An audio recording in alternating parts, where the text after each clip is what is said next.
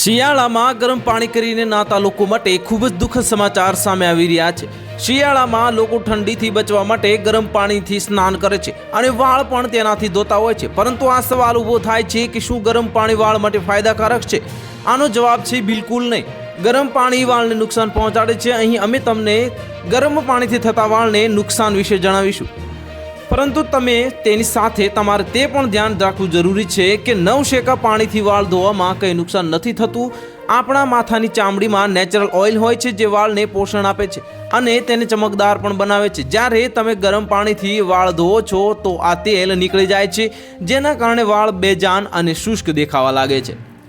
સામાન્ય વાળ કરતાં રંગીન વાળ માટે ગરમ પાણી વધુ નુકસાનકારક સાબિત થઈ શકે છે। તેનાથી વાળના ક્યુટિકલ્સ ખુલે છે, જેના કારણે રંગ નીકળી જાય છે અને વાળનો રંગ ઝાંખો થઈ જાય છે।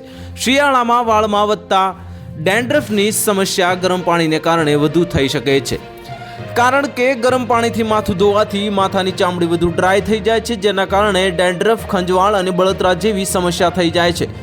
ગરમ પાણી માથાની ચામડીનું બ્લડ સર્ક્યુલેશન ઘટી જાય છે અને તેનાથી વાળના મૂળ નબળા પડે છે અને વાળ ખરવાનું જોખમ વધે છે।